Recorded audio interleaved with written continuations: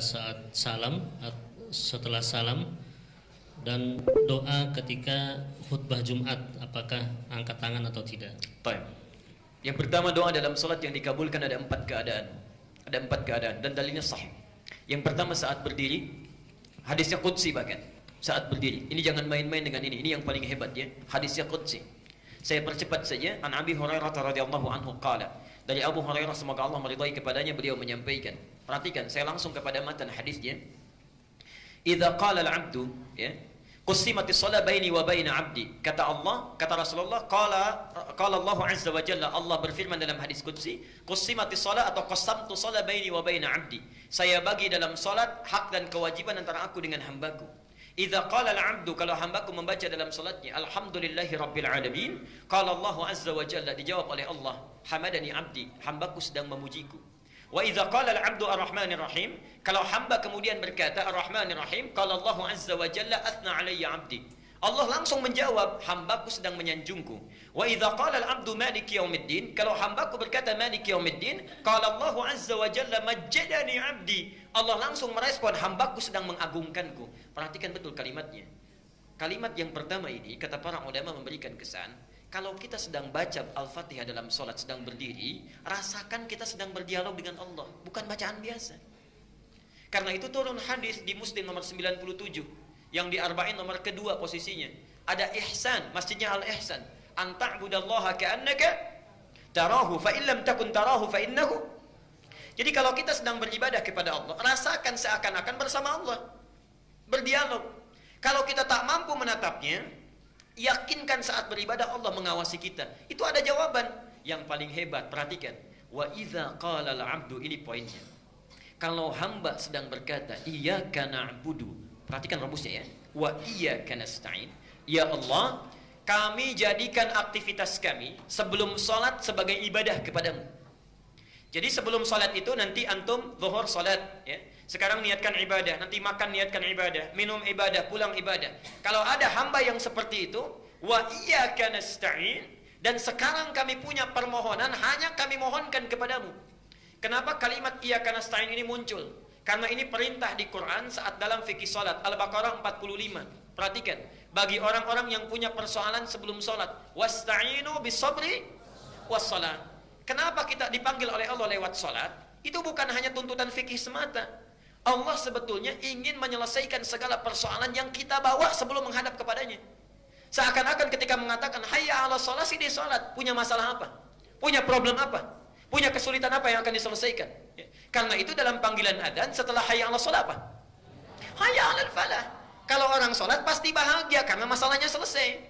Karena itulah ketika kita mengucapkan iyyaka na'budu ya Allah, adabnya, saya sudah beribadah kepadamu, sekarang punya permohonan, hanya kepadamu saya panjatkan. Apa jawabnya?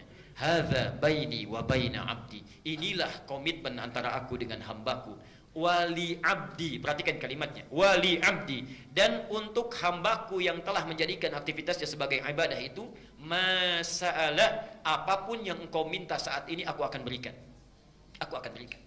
Dan itu sudah dipraktekkan oleh Nabi Zakaria sejak muncul perintah solat di awal-awal. Jadi solat itu bukan hanya pada Nabi Muhammad, Nabi Isa solat, Nabi Musa solat, Nabi Zakaria solat, tapi caranya tidak sama dengan kita. Perhatikan hebatnya cara Allah mengabulkan doa. Saya mau tanya, kalau suami istri sudah menikah puluhan tahun belum punya keturunan, suaminya sudah divonis sepuh, istrinya divonis monofos dan mandul, secara medis mungkin tidak punya anak.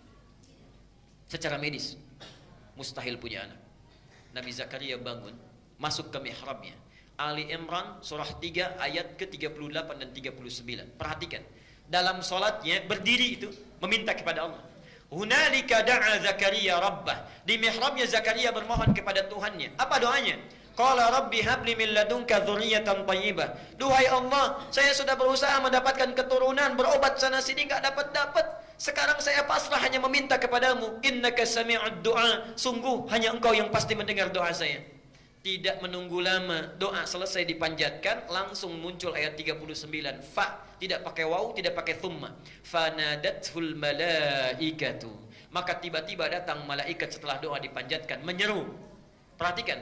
Wa huwa qa'imun yusalli fil mihrab. Sedangkan Nabi Zakaria itu belum selesai salatnya, masih berdiri.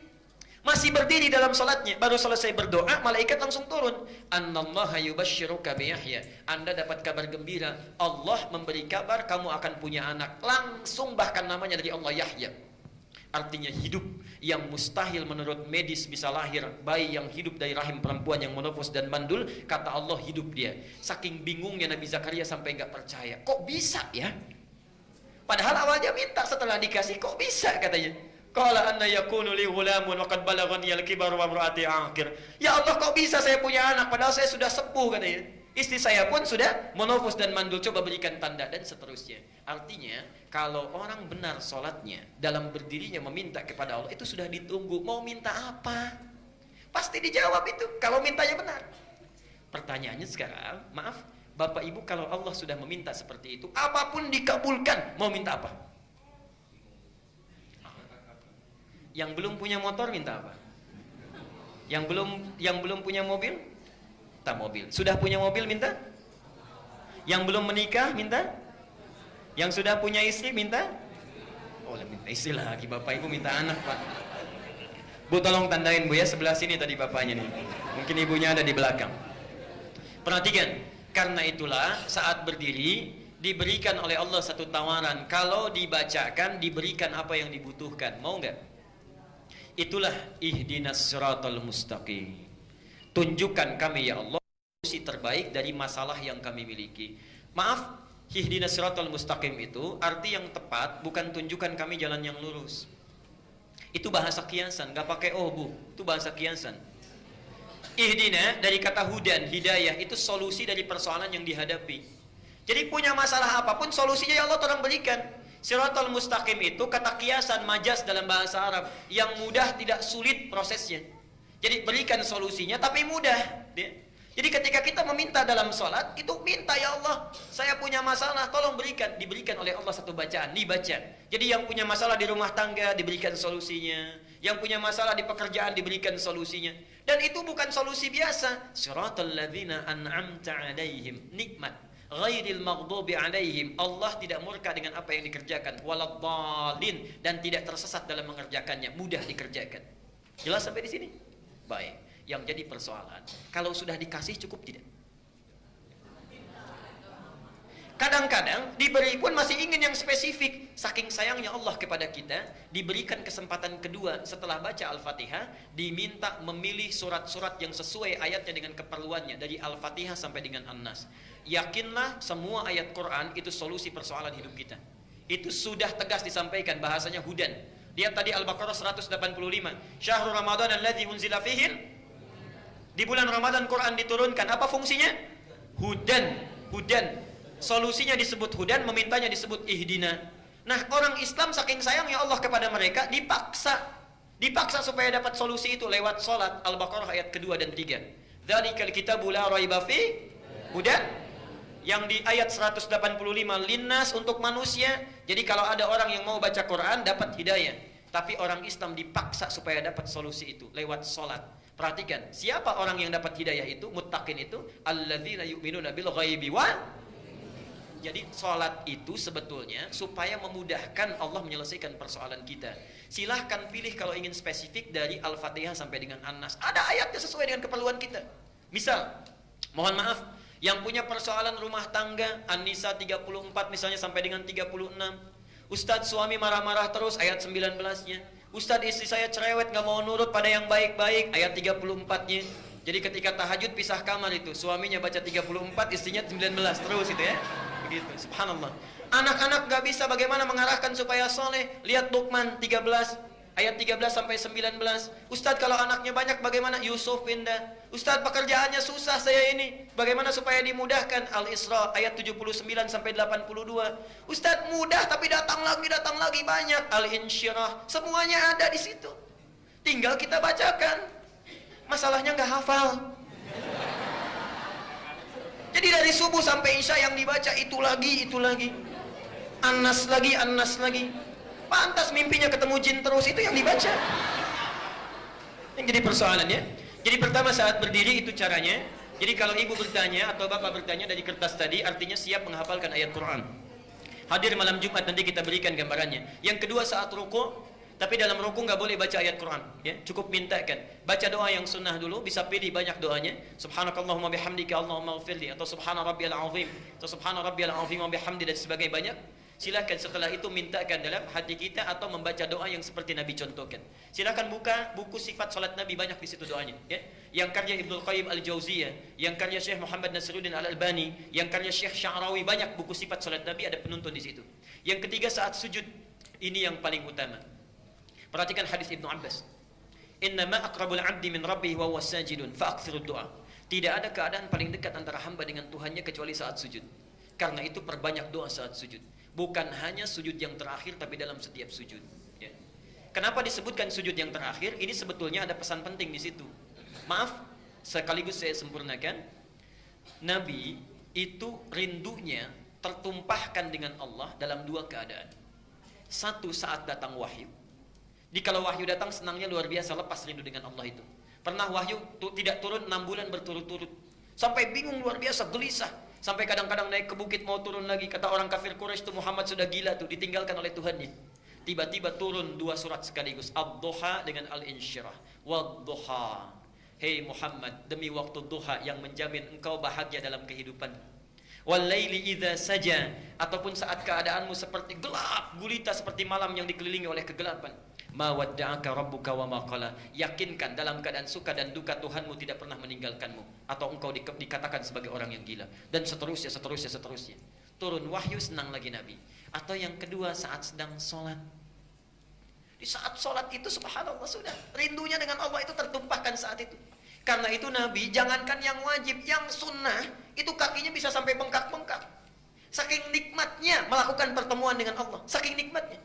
Pernah dengar hadis Nabi saat tahajud kakinya sampai bengkak? Itu baru rakaat pertama, Bu.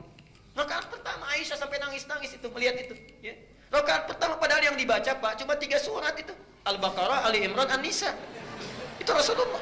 Subhanallah. Sunnahnya itu salat kusufnya juga banyak. Saya pernah di satu tempat itu saat salat gerhana, salat kusuf. Sebelum dimulai salat, saya maju ke depan, saya sampaikan, Bapak dan Ibu sekalian, apakah kita akan sholat sesuai sunnah Nabi atau mirip-mirip Nabi? Kompak. Sesuai sunnah Nabi, Pak. Baik, saya bilang. Saya teruskan lagi. Kalau sesuai sunnah Nabi, karena sholat kusuf itu 2 rukuk 2 sujud, akan 4 kali baca surat, maka insya Allah surat pertama saya baca Al-Baqarah, kedua Ali Imran, ketiga An-Nisa, keempat Al-Maidah. Mirip-mirip sunnah Nabi, Pak. Kan? Ada lain tuh, ya. Itu Nabi. Jadi jangankan yang wajib, yang sunnahnya pun dikerjakan dengan luar biasa. Subhanallah. Para ibu sekalian, apa yang terjadi? Karena itulah dalam sujud yang terakhirnya, kenapa lebih panjang?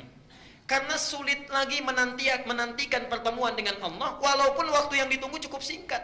Kalau orang sedang dirundung cinta, rindunya luar biasa, menunggu 5 menit saja bagaikan 5 hari. Karena itulah di sujud yang terakhir itu panjang. Kalau orang khusyuk solatnya, merasakan kenikmatan dengan Allah, itu subhanallah, setiap sujud itu walaupun yang dibaca cuma 1 kalimat, panjangnya luar biasa. Lama mau bangkitnya karena merasakan kenikmatan dengan Allah. Jadi kalau antum terbalik keadaannya, sujud terakhir justru ingin cepat-cepat misalnya, nah berarti ada kekurang khusyuan di situ yang dirasakan dalam hal yang tidak wajar. Yang terakhir, sesaat sebelum salam. Ya. Jadi nanti ada banyak doanya. Allahumma hasibni hisaban yasira, atau Allahumma ij'al fi lisani nura, wa fi qalbi nura, wa fi aini nura, dan sebagainya. Silakan pilih di antara 4 keadaan itu. Kalau yang saat berdiri belum terpanjatkan, minta saat ruku. Saat ruku belum terpanjatkan, minta saat sujud. Saat sujud belum dimintakan, minta sebelum salam. Kalau 4 kali diberi kesempatan belum meminta juga, berapa kali mesti diberikan kesempatannya? Saya kira waktu kita sudah habis, ini mau selesai. Barangkali masih ada beberapa pertanyaan yang belum dibacakan. Insya Allah nanti lain